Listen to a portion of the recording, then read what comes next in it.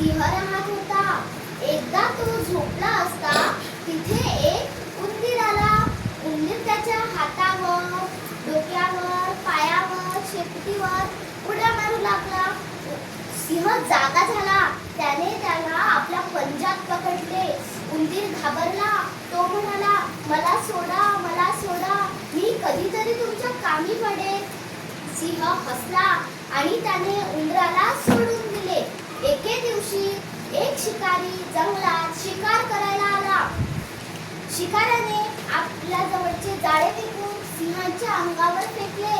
सिंह जाळ्यात अडकला आणि जोरजोरात गर्जना करू लागला. त्याची गर्जना उंदराने ऐकली. उंदीर बिळातून बाहेर येऊन पाहतो तर काय, सिंह जाळ्यात अडकलेला. उंदराने सगळं जाळं कुरतडलं. सिंहाची सुटका झाली. सिंह उंदराच्या कामगिरीवर खुश झाला.